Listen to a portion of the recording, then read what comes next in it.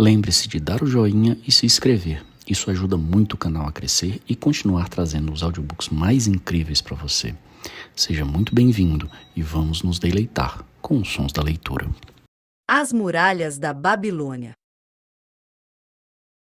O velho Banzar, um guerreiro calejado de tempos passados, montava guarda na passagem que conduzia ao alto das velhas muralhas da Babilônia. Lá em cima, valentes defensores lutavam para manter o domínio das muralhas. Deles dependia a sobrevivência da grande cidade e de suas centenas de milhares de cidadãos. Do lado de fora ouviam-se o rugido dos exércitos atacantes, o clamor de muitos homens, o tropel de milhares de cavalos, o estrondo ensurdecedor dos arietes que golpeavam os portões de bronze. Por trás dos portões, postavam-se os lanceiros, preparados para impedir uma invasão caso os portões cedessem. Eram poucos para tamanha tarefa. A maior parte do exército estava com o rei, muito longe, na grande expedição, para leste, contra os elamitas.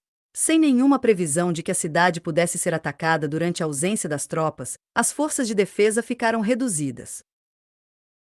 Vindos inesperadamente do norte, os poderosos exércitos assírios atacaram. Agora, as muralhas deveriam resistir, ou a Babilônia estaria condenada. Banzar encontrava-se rodeado por uma multidão de pessoas com expressões assustadas, ansiosas por notícias da batalha. Com um terror silencioso, assistiam ao desfile de feridos e mortos que vinham lá de cima pela passagem. O ataque chegará a seu momento crucial. Durante 3 dias, o inimigo rodeara a cidade para subitamente lançar toda a sua imensa força contra essa parte da muralha e o portão.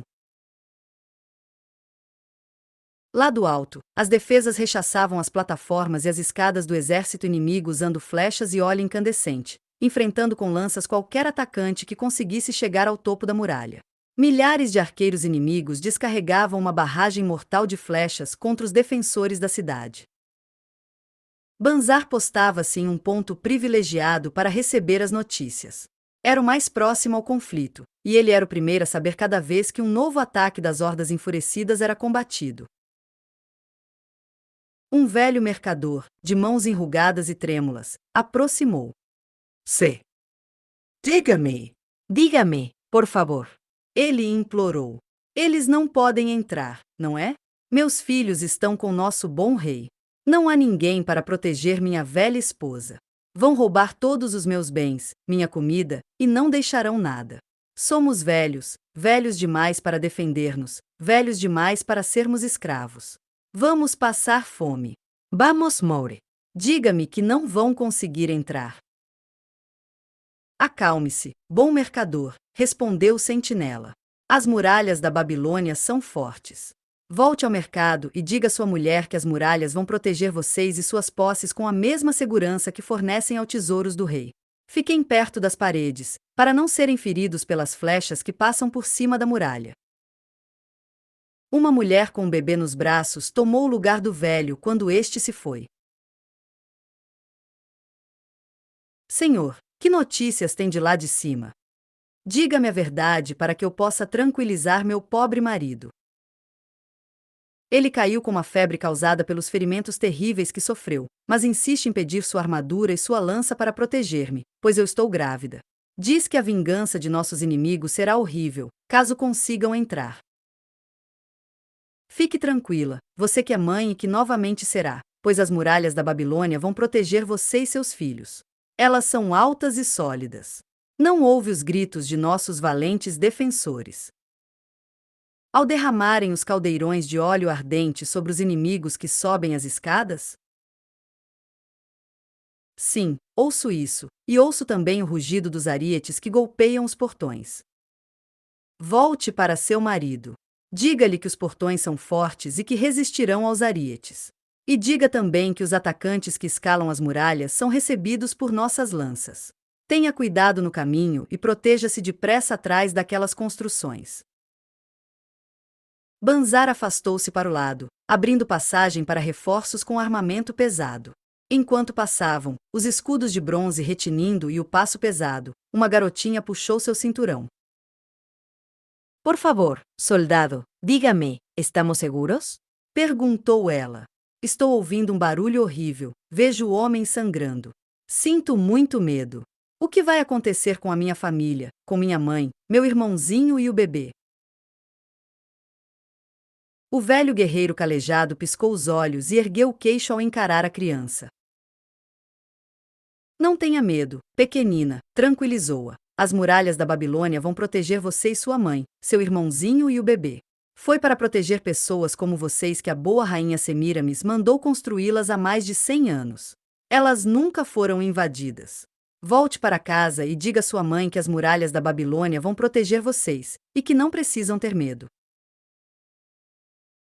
Dia após dia, o velho Banzar permaneceu em seu posto e viu os soldados de reforço subirem pela passagem, permanecendo lá em cima até descerem novamente, feridos ou mortos. A seu redor, o tempo todo juntavam-se cidadãos amedrontados, perguntando angustiados se as muralhas resistiriam. A todos ele dava a mesma resposta com a nobre dignidade de um velho soldado: as muralhas da Babilônia protegerão vocês. Durante 3 semanas e 5 dias, o ataque prosseguiu de uma forma muito violenta que nunca se amenizava. A fisionomia de Banzar foi se tornando sombria, sua mandíbula tornou-se cerrada à medida que a passagem por trás dele foi se transformando em um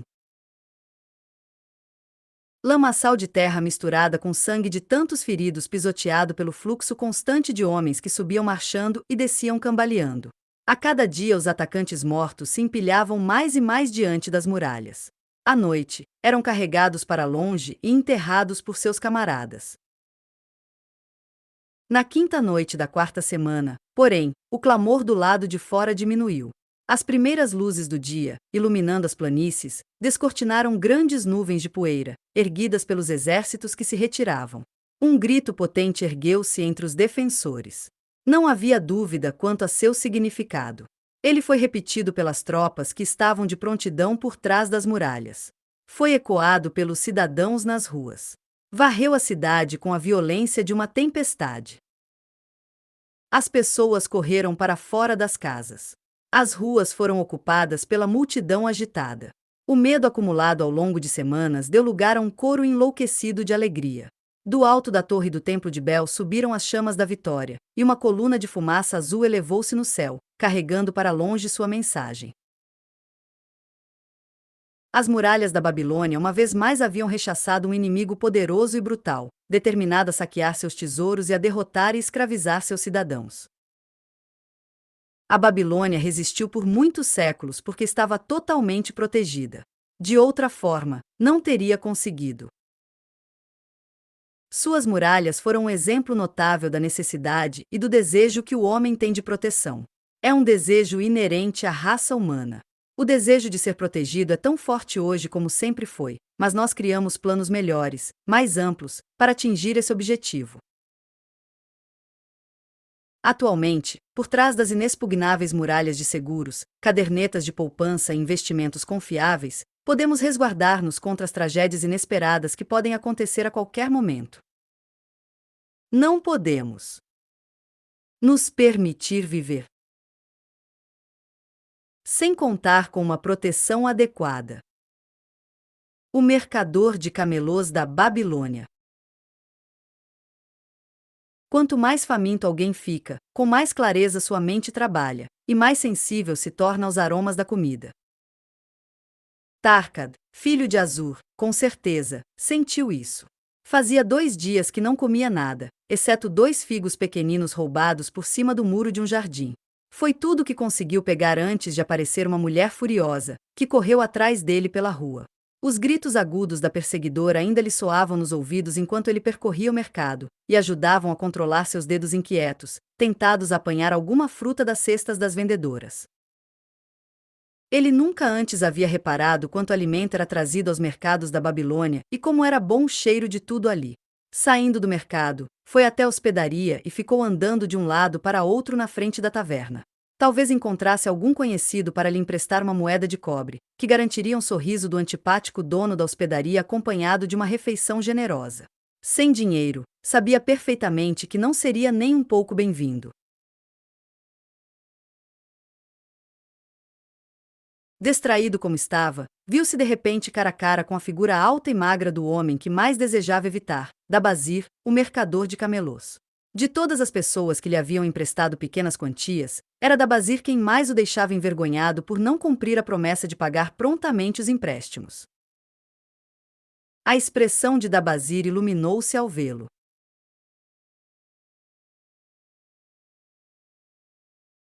Tarkad gaguejou, e sua face ficou vermelha. Não tinha nada no estômago vazio que lhe desse forças para discutir com o franco e direto Dabazir. Sinto muito, muito mesmo, balbuciou constrangido. Mas hoje não tenho nem moedas de cobre nem de prata para lhe pagar. Então, encontre-as. Insistiu Dabazir.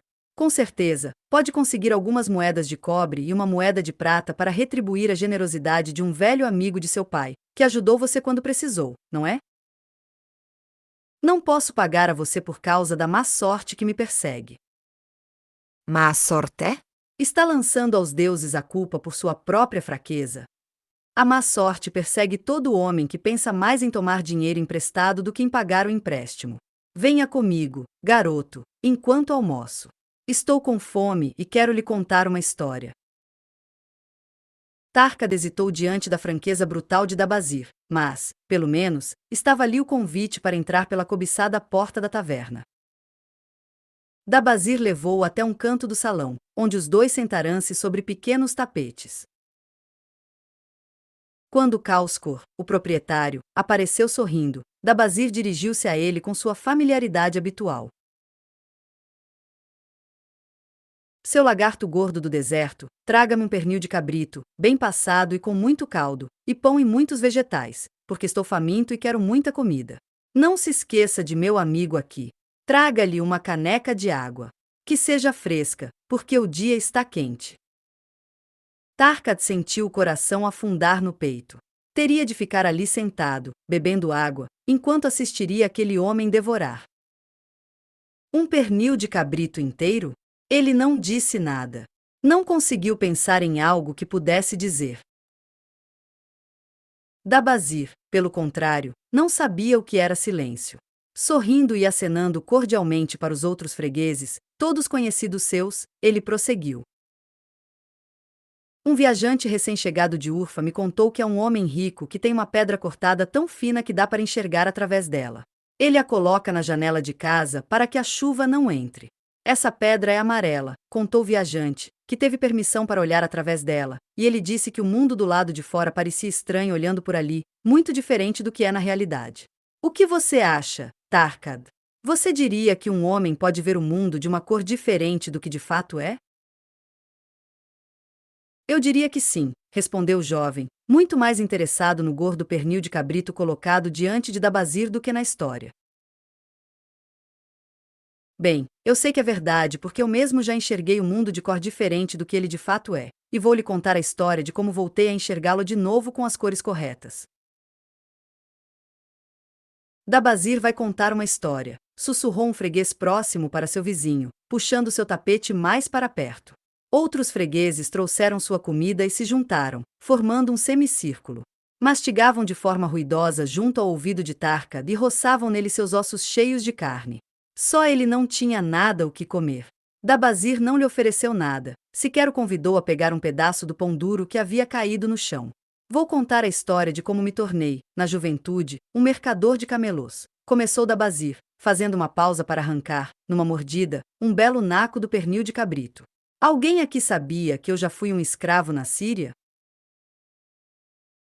Um murmúrio de surpresa percorreu a audiência, para a satisfação de Dabazir.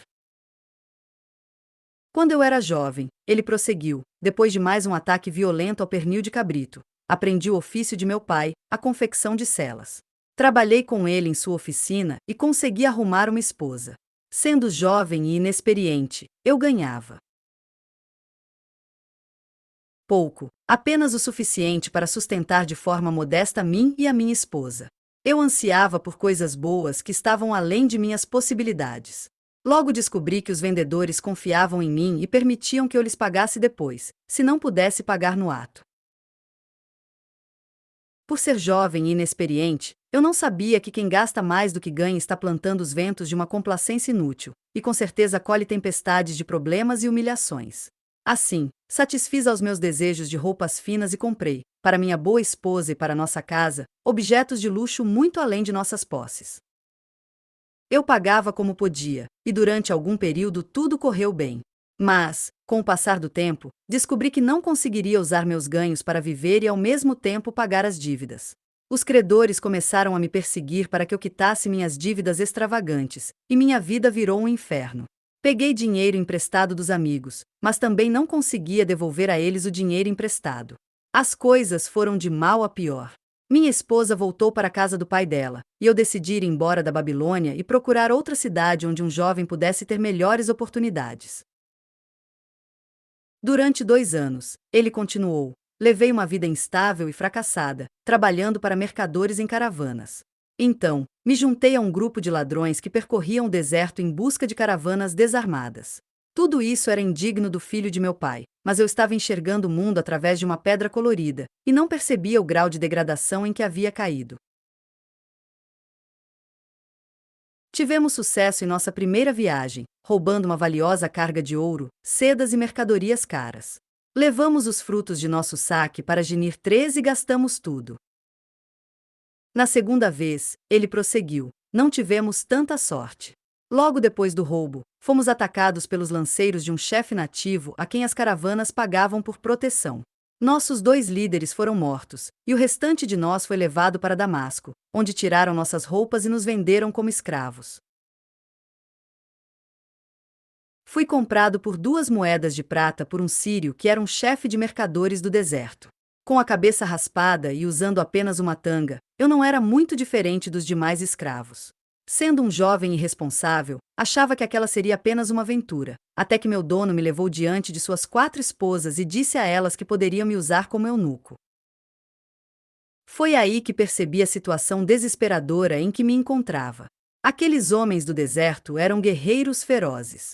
Eu estava à mercê de sua vontade, sem armas nem meios de escapar. Fiquei ali, assustado, enquanto as 4 mulheres me examinavam com o olhar. Perguntava-me se poderia esperar piedade da parte delas. Cira, a primeira esposa, era mais velha que as outras. Sua expressão permaneceu impassível enquanto ela me olhava. Desviei meu olhar, pois não encontrara nela consolo algum. A esposa seguinte era uma beldade arrogante que me olhava com indiferença, como se eu não passasse de uma minhoca na terra. As 2 mais jovens riam como se tudo fosse apenas uma brincadeira divertida. Parecia-me que eu ficara ali uma eternidade, à espera da sentença. Supostamente, cada uma das mulheres esperava que uma das outras decidisse. Por fim, Cira disse, com uma voz fria: temos eunucos suficientes, mas temos poucos cuidadores de camelôs, e são todos os inúteis. Hoje mesmo gostaria de visitar minha mãe, que está doente com malária, e não há nenhum escravo em quem eu confie para conduzir meu camelo. Pergunte a esse escravo se ele é capaz de fazer isso. Meu mestre, então, me perguntou: o que você sabe sobre camelôs? Tentando controlar o nervosismo, respondi: posso fazer com que se ajoelhem, colocar cargas neles, conduzi-los em longas viagens sem que se cansem. Se for preciso, posso reparar seus arreios. O escravo parece saber o que diz, observou meu mestre. Se assim deseja, senhora Cira, fique com este homem para cuidar de seus camelôs. Então, fui entregue a Cira, e naquele dia conduzi seu camelo em uma longa jornada até a casa de sua mãe enferma. Aproveitei a oportunidade para agradecer sua intercessão e também para dizer-lhe que eu não havia nascido escravo, e que era filho de um homem livre, um honrado fabricante de celas da Babilônia. Também lhe contei minha história. Seus comentários foram desconcertantes, e mais tarde pensei muito sobre o que ela disse. Como pode considerar-se um homem livre quando sua fraqueza o trouxe a esta situação? Se um homem tem dentro de si a alma de um escravo, não irá ele tornar-se escravo, ainda que tenha nascido livre, da mesma forma como a água escorre para o ponto mais baixo do terreno? Se tiver dentro de si a alma de um homem livre, não irá ele tornar-se respeitado e honrado em sua própria cidade, sem importar em seus infortúnios, foi o que ela disse. Por mais um ano, continuei na condição de escravo e vivi entre escravos, mas não conseguia me tornar um deles. Certo dia, Cira me perguntou: Nas horas livres, quando os demais escravos podem se reunir e desfrutar da companhia uns dos outros, por que você fica sozinha em sua tenda? Tenho pensado no que você me disse, respondi. Eu me pergunto se tenho a alma de um escravo. Não consigo me juntar a eles, então, fico sozinho. Eu também fico sozinha, confidenciou-me ela. Meu dote era grande, e meu senhor casou-se comigo por causa dele. Mas ele não me deseja. O que toda mulher anseia é ser desejada. Por causa disso, e por ser estéril e não ter filhos, devo continuar sozinha. Se eu fosse um homem, preferiria morrer a ser escrava dessa forma, mas as convenções de nossa tribo tornam as mulheres escravas. O que você acha de mim, agora? Perguntei-lhe de repente. Tenho a alma de um homem livre ou tenho a alma de um escravo? Você tem o desejo de pagar, de forma justa, as dívidas que contraiu na Babilônia? Ela perguntou em vez de responder a minha pergunta. Sim, tenho, mas não sei como poderia fazer isso. Se está conformado em deixar que os anos passem, e se não faz esforços para pagar, então, tem apenas a alma pequena de um escravo. Para ser um homem livre é necessário ter respeito por si próprio, e homem nenhum pode respeitar-se se não pagar suas dívidas. Mas o que eu posso fazer se sou um escravo na Síria? Continue sendo um escravo na Síria, já que é fraco. Não sou fraco, respondi com veemência. Então, prove. Como? Acaso seu grande rei não enfrenta os inimigos de todas as maneiras possíveis e com toda a sua força? Suas dívidas são seus inimigos. Elas o fizeram fugir da Babilônia. Como você não se preocupou com suas dívidas, elas se tornaram grandes demais para você. Se você tivesse lutado contra elas como um homem, poderia ter vencido e seria alguém honrado em sua cidade. Mas não teve forças para combatê-las. Por isso, perdeu seu orgulho e, agora, é um escravo aqui na Síria. Pensei muito nessas acusações tão pesadas, e formulei várias frases defensivas para provar que não tinha o coração de um escravo, mas me calei, não consegui responder nada. 3 dias depois, a criada de Cira levou-me à presença de sua senhora. Minha mãe está de novo muito doente, disse ela. Cele os 2 melhores camelôs de meu marido. Carregue-os com odres de água e alforjes para uma longa viagem. A criada vai lhe dar a comida na tenda da cozinha. Carreguei os camelos, intrigado com a quantidade de provisões que a criada fornecera, pois a mãe de Cira vivia menos de um dia de viagem.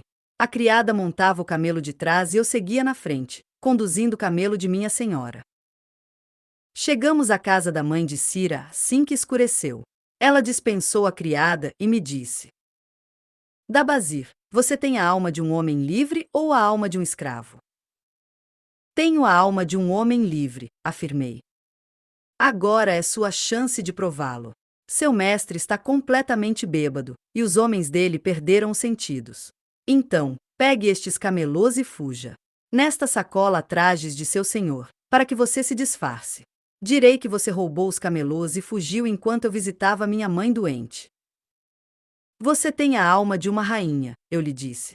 Gostaria muito de dar-lhe a felicidade. Não é a felicidade o que uma esposa fugitiva encontraria em terras distantes, entre desconhecidos. Tome seu rumo, e que os deuses do deserto protejam, pois o caminho é longo, e nele você não encontrará alimento nem água. Não foi preciso que ela insistisse mais. Agradeci-lhe efusivamente e parti no meio da noite. Eu não conhecia aquelas terras estranhas, e tinha apenas uma vaga ideia da direção em que se encontrava a Babilônia. Apesar disso, lancei-me através do deserto, rumo às colinas. Montava um dos camelôs e puxava o outro. Viajei durante toda a noite e todo o dia seguinte, ciente do destino terrível que aguardava os escravos que roubavam a propriedade de seus mestres e tentavam fugir. No fim daquela tarde, cheguei a uma região acidentada tão inabitável quanto o deserto. As pedras afiadas feriam os cascos de meus leais camelôs, e logo eles estavam avançando com cuidado, de forma lenta e dolorosa. Não vi nenhum homem ou animal, e compreendi perfeitamente por que evitavam aquela terra inóspita. O que se seguiu foi uma viagem a qual poucos homens sobreviveriam. Dia após dia, seguimos em frente. A comida e a água se acabaram. O calor do sol era implacável. Ao final do 9º dia, desci de minha montaria sentindo-me fraco demais até para voltar a montar, e tive certeza de que morreria, perdido naquela terra abandonada. Deitei-me no chão e dormi, e não despertei até o primeiro clarão do dia. Quando acordei e me sentei, olhei ao meu redor. Havia um frescor no ar matutino. Meus camelôs estavam deitados ali perto. À nossa volta estendia-se uma vasta extensão coberta de pedras, areia e plantas espinhosas. Nenhum sinal de água, nem nada que homens ou camelôs pudessem comer. Seria naquela paz silenciosa que encontraria meu fim? Tinha mente mais lúcida do que jamais tivera. Meu corpo, nesse momento, parecia ter pouca importância. Meus lábios rachados e ensanguentados, a língua ressecada e inchada, o estômago vazio já não sofriam a suprema agonia do dia anterior. Meu olhar percorreu a distância hostil e, uma vez mais, eu me perguntei: tenho a alma de um escravo ou a alma de um homem livre? Então, com muita clareza, percebi que, se tivesse a alma de um escravo, deveria desistir, deitar-me no deserto e morrer. Seria um final muito adequado para um escravo fugitivo. Mas e se eu tivesse a alma de um homem livre? Com certeza, faria de tudo para voltar à Babilônia, pagar as pessoas que haviam confiado em mim, dar felicidade à minha esposa que tanto me amava e proporcionar tranquilidade e satisfação a meus pais. Suas dívidas são seus inimigos. Elas o fizeram fugir da Babilônia, dissera-me Cira. Era isso mesmo. Por que me recusará a resistir como um homem? Por que eu havia permitido que minha mulher voltasse para a casa de seu pai? Então, aconteceu algo estranho. O mundo inteiro pareceu mudar de cor, como se antes eu enxergasse através de uma pedra colorida que tivesse sido removida de repente. Por fim, percebi quais eram os verdadeiros valores da vida. Morrer no deserto. Nunca. Com uma nova visão, enxerguei tudo o que deveria fazer. Primeiro, voltaria para a Babilônia e procuraria cada homem com quem tivesse uma dívida a pagar. Eu lhes diria que, depois de anos vagueando à mercê dos infortúnios, havia retornado para pagar minhas dívidas o mais rápido que os deuses permitissem. Depois, faria uma casa para minha esposa e me tornaria um cidadão de quem meus pais pudessem se orgulhar. Minhas dívidas eram meus inimigos, mas os homens a quem eu devia eram meus amigos, pois haviam confiado em mim. Cambaleando, coloquei-me em pé. Que importava a fome? Que importava a sede? Não passavam de dificuldades em meu caminho para a Babilônia. Dentro de mim brotou a alma de um homem livre, que retornava para vencer seus inimigos e recompensar seus amigos. Eu estava tomado por uma enorme determinação. Os olhos vidrados de meus camelôs brilharam com a nova energia em minha voz rouca. Com grande esforço, depois de muitas tentativas, eles ficaram em pé. Com dolorosa perseverança, tomaram o rumo norte, onde algo dentro de mim dizia que encontraríamos a Babilônia. Achamos água. Chegamos a terras mais férteis, onde havia capim e frutos. Encontramos o caminho para a Babilônia, porque a alma de um homem livre encara a vida como uma série de problemas a serem resolvidos, e os resolve, enquanto a alma de um escravo se lamenta. Que posso fazer se sou apenas um escravo? E você, Tarkad? Seu estômago vazio não deixa sua cabeça mais lúcida? Está pronto para tomar o caminho de volta ao respeito por si mesmo? Consegue enxergar o mundo com suas cores reais? Tem o desejo de pagar suas dívidas honestas, por mais numerosas que sejam, e uma vez mais ser um homem respeitado na Babilônia? As lágrimas umedeceram os olhos do rapaz. Ele ficou de joelhos. Você me mostrou o caminho. Sinto que dentro de mim existe a alma de um homem livre, ele disse. Mas o que aconteceu com você depois que voltou? Perguntou um ouvinte interessado. Onde existe determinação, o caminho pode ser encontrado, respondeu Dabazir. Eu tinha determinação, de modo que fui em busca de um caminho. Primeiro, procurei cada homem a quem devia e supliquei que tivesse paciência até que eu conseguisse ganhar dinheiro para lhe pagar. A maioria recebeu-me de boa vontade. Alguns me insultaram, mas outros ofereceram-se para me ajudar. Um deles, inclusive, me deu justamente a ajuda de que eu precisava. Foi Maton, o prestamista de ouro. Ao saber que eu havia cuidado de camelôs na Síria, ele me enviou até o velho Nebatur, o mercador de camelos. Ele acabará de ser contratado por nosso bom rei para adquirir muitas cáfilas de camelôs robustos para a grande expedição. Com ele, meus conhecimentos sobre camelôs tiveram muito bom uso. Aos poucos, consegui devolver cada moeda de cobre e cada moeda de prata que devia. Por fim, pude erguer a cabeça e sentir que era um homem honrado entre os demais. Dabazir voltou-se outra vez para sua comida. Kauskor, sua lesma, gritou alto para ser ouvido na cozinha. Esta comida está fria. Traga-me mais carne recém-assada. Traga também uma grande porção para Tarkad, filho de meu velho amigo, que está faminto e vai comer comigo.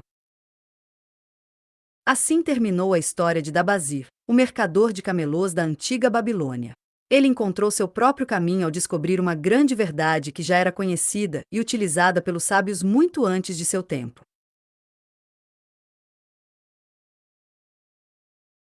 Essa verdade havia ajudado homens de todas as eras, levando-os ao sucesso, e continuará a ajudar todos os que compreenderem seu poder mágico. Para ser utilizada, basta não se esquecer destas palavras. Onde existe determinação, o caminho pode ser encontrado. As placas de argila da Babilônia. Collegio Street, Swithin. Universidade Nottingham, Newark-on-Trent, Nottingham. 21 de outubro de 1934. Professor Franklin Caldwell. Aos cuidados da expedição científica britânica Ila, Mesopotâmia. Meu caro professor.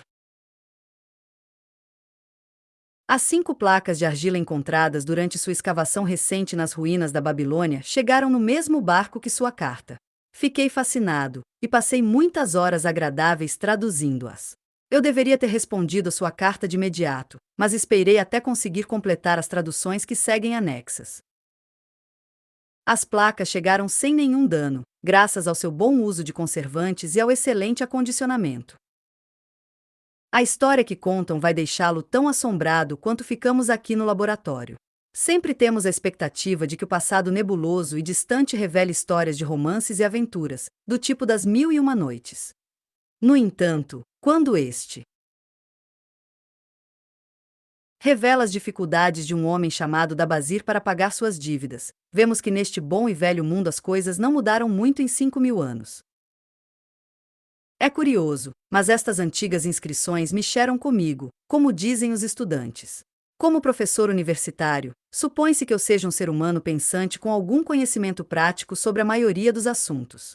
E de repente surge esse camarada, saído das ruínas empoeiradas da Babilônia, apresentando um método do qual eu nunca havia ouvido falar para quitar minhas dívidas e ao mesmo tempo ter mais ouro tilintando em minha carteira.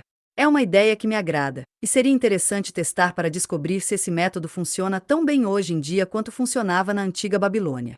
A senhora Shrewsbury e eu decidimos tentar aplicá-lo em nossas finanças, pois talvez seja de grande ajuda. Desejando-lhe a melhor das sortes em sua nobre empreitada, e esperando ansiosamente outra oportunidade de auxiliar, subscrevou-me. Sinceramente, seu Alfred H. Shrewsbury. Departamento de Arqueologia. Placa número 1.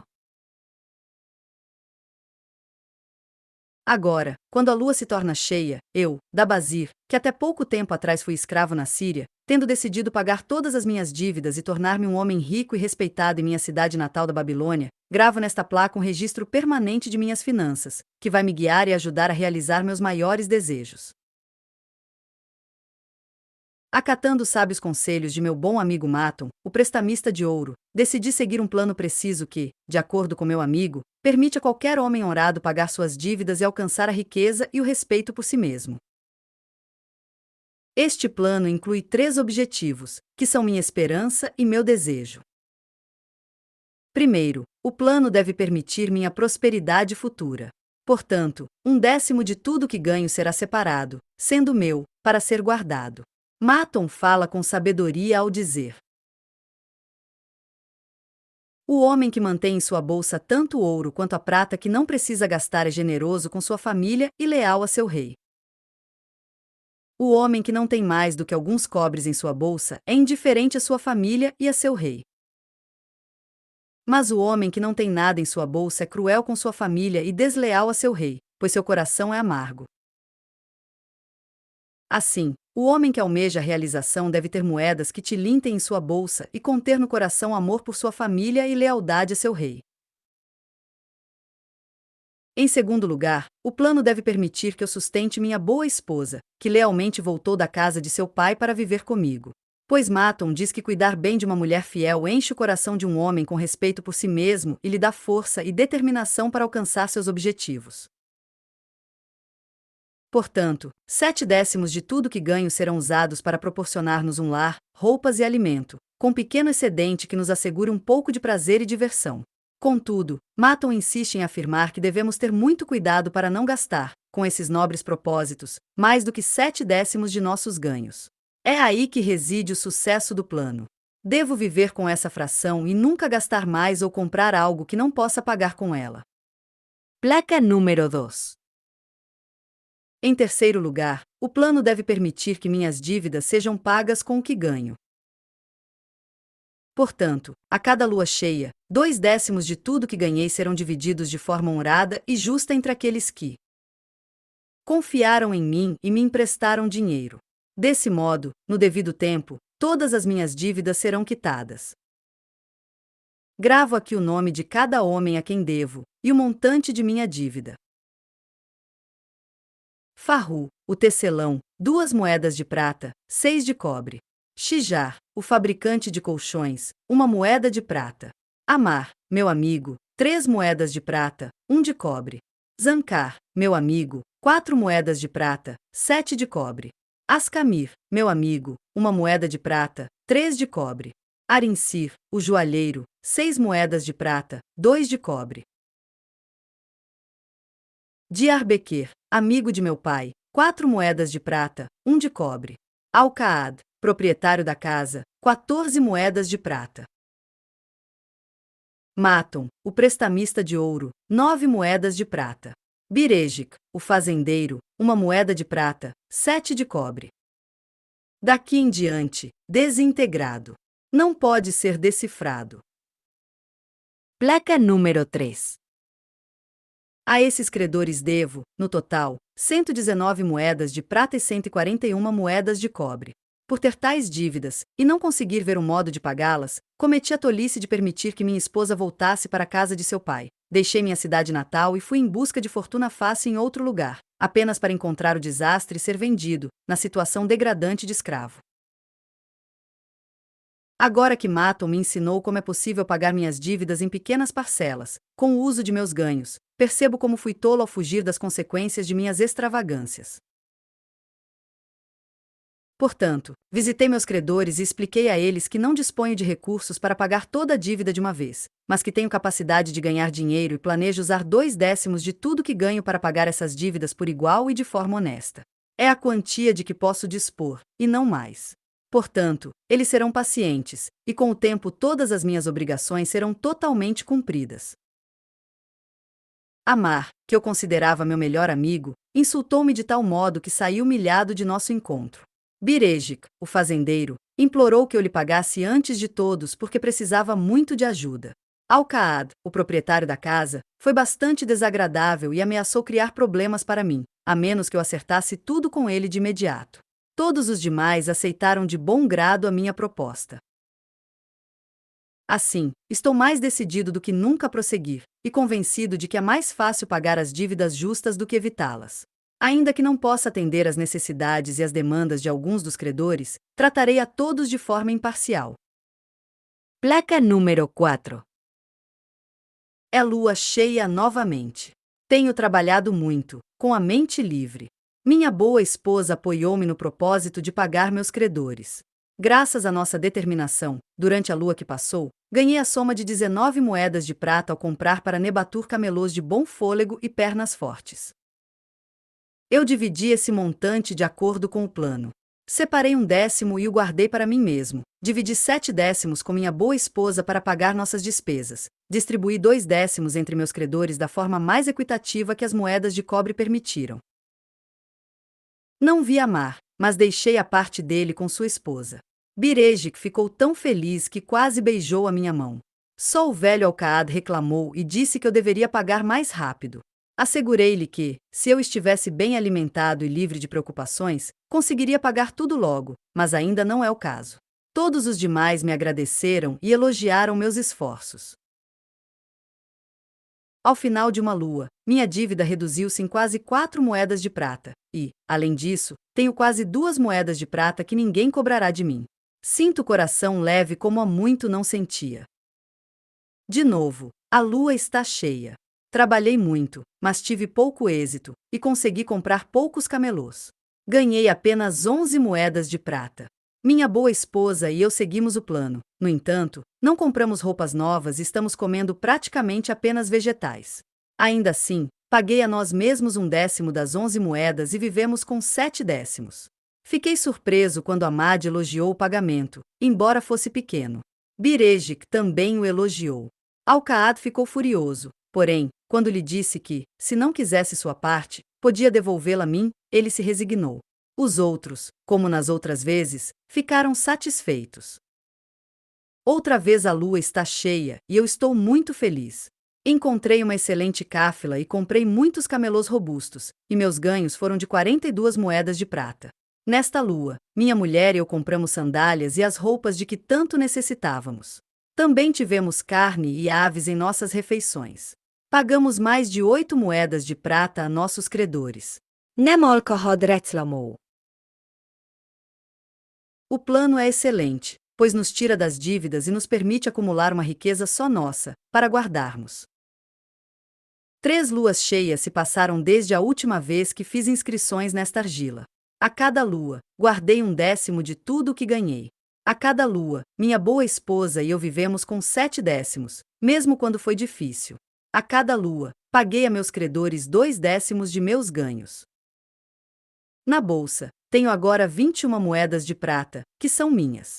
Elas me permitem andar de cabeça erguida e me dão orgulho quando estou entre meus amigos. Minha esposa mantém a casa em ordem e se veste bem. Vivemos felizes juntos. O plano tem um valor inestimável.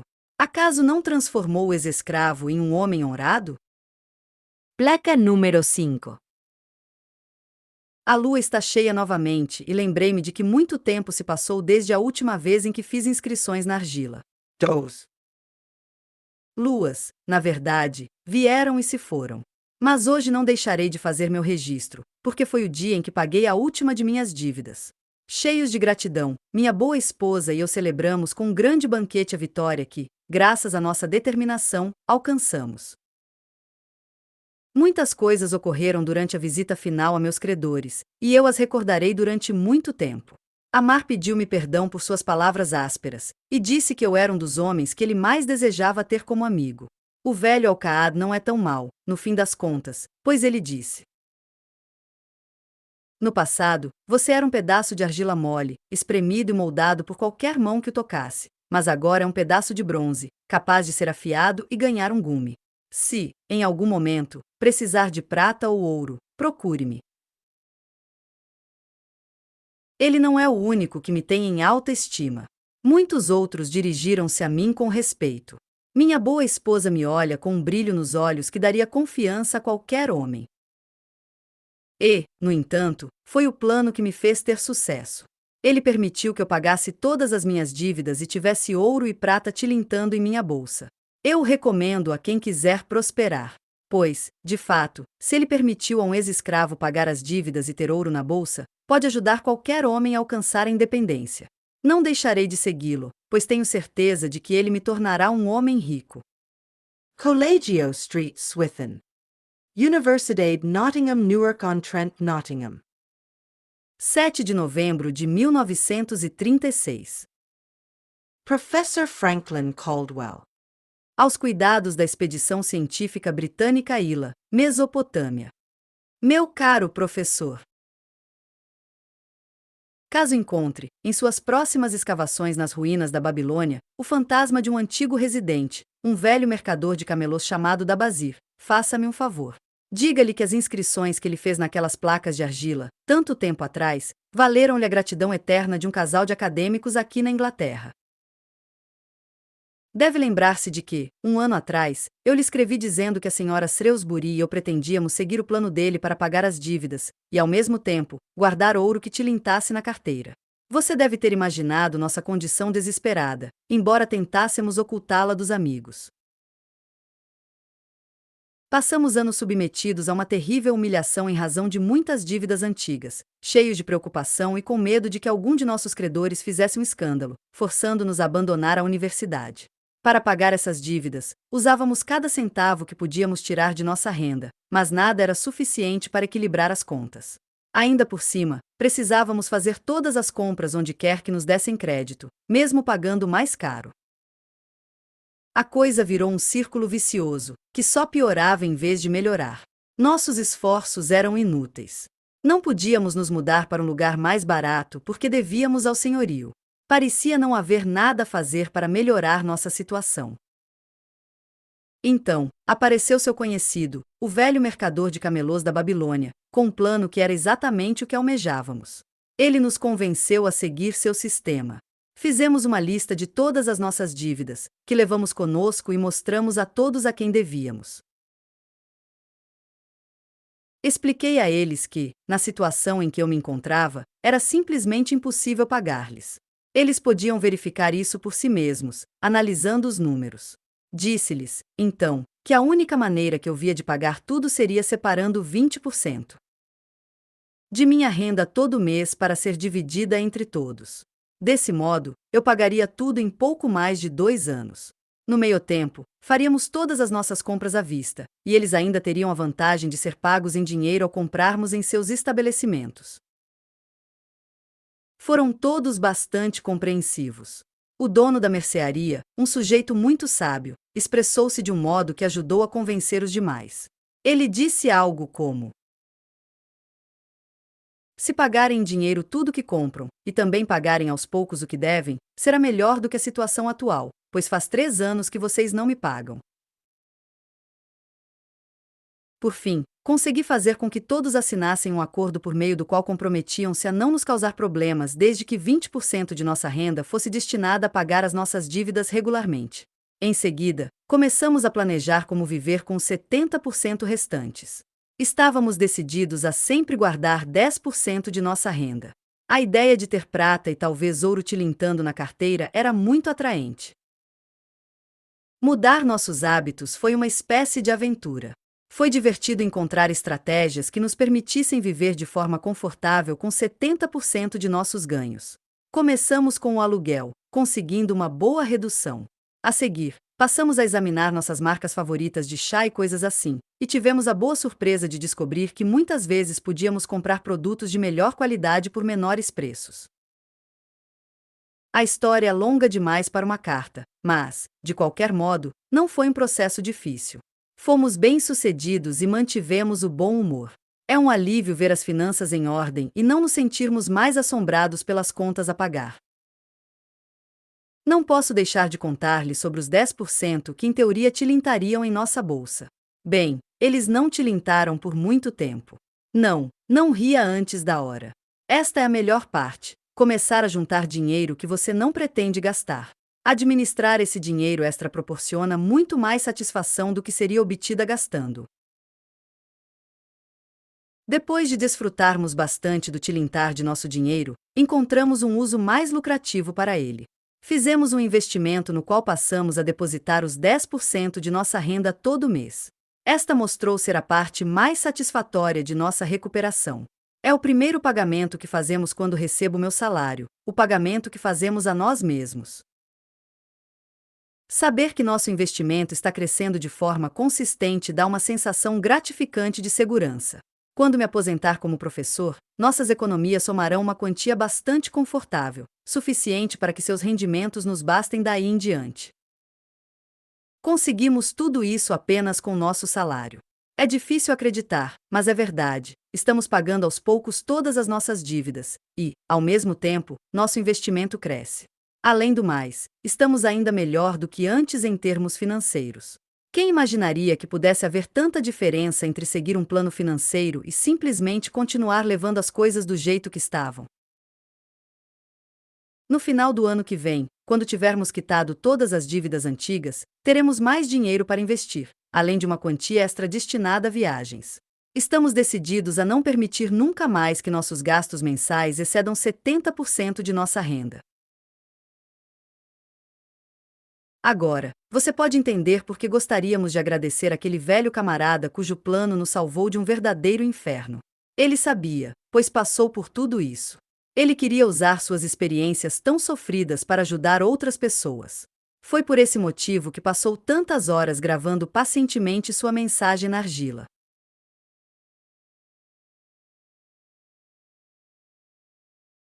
Ele tinha uma mensagem para transmitir a seus companheiros de sofrimento. Uma mensagem tão importante que, depois de 5.000 anos, ela se ergueu das ruínas da Babilônia tão verdadeira e vital quanto no dia em que foi enterrada.